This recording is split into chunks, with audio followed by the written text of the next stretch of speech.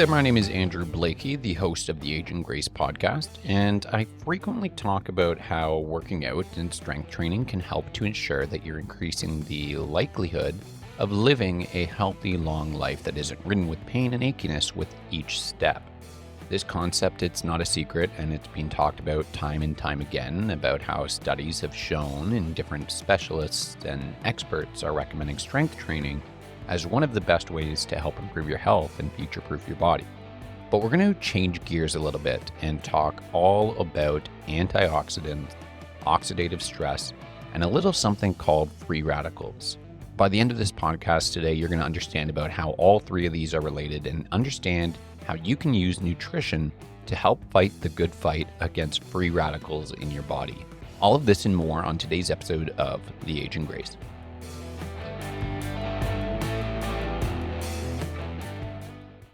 Now, before we do anything, I want to talk about information that was published by Aging Research Reviews, and it mentioned that being deficient in vitamins such as vitamin A, C, D, and E, which all have antioxidant properties, as well as omega-3s, can promote an increase in oxidation and inflammation in the body. What does that mean? I want you to remember this because I'm going to give you an analogy that will make you realize and understand why being deficient in these vitamins, among others, can be a real big issue to you. Now, this next part of what we're going to talk about here is what's happening at the cellular level. And I think it's important to understand this in order to understand why being deficient in those different vitamins can have an effect on your health. And then I'm going to give you a great analogy that helps you conceptualize it. And I promise you're going to understand how they all relate once we're done today. Oxidative stress is a condition that occurs when there's an imbalance between something called free radicals and antioxidants in the body.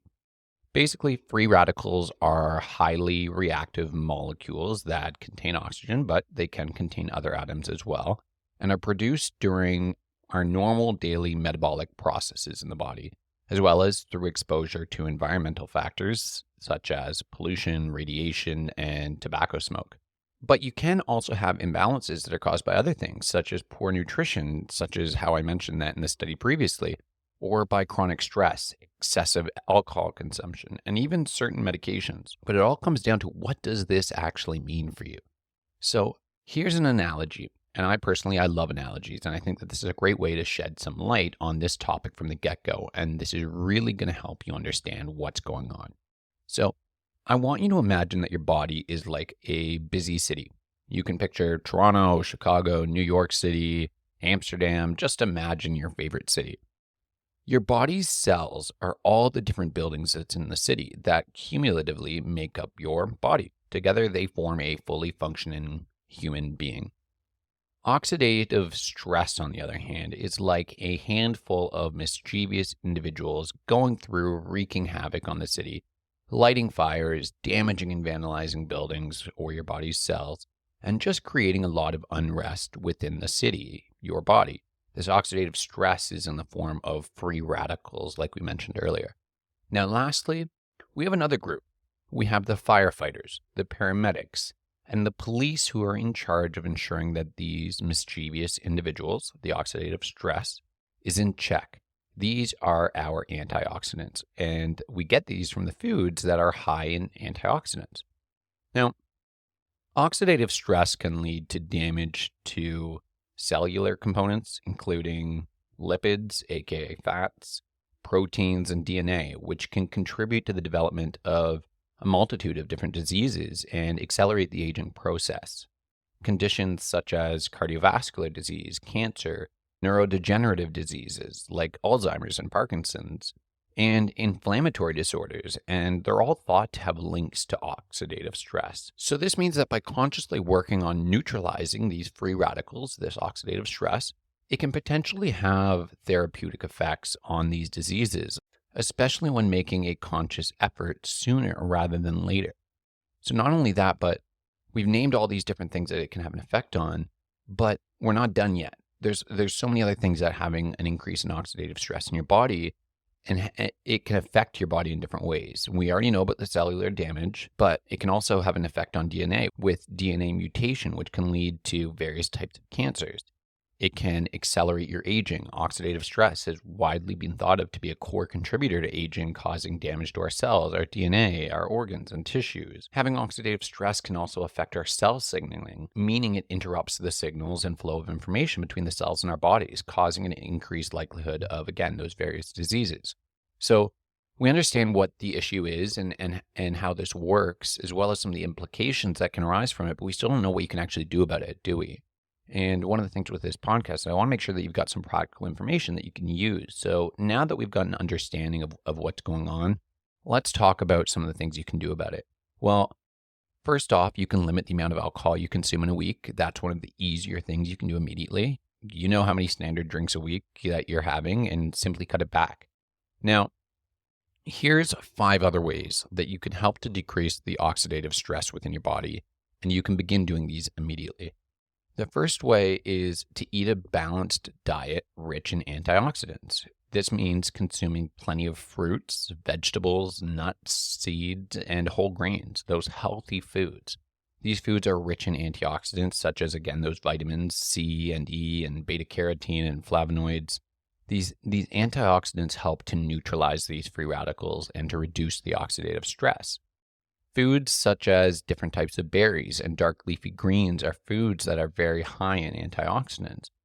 And there's even frozen fruit mixtures in the grocery stores that label themselves as an antioxidant mix. So there's so many different options for ways that you can implement this into the way that you eat.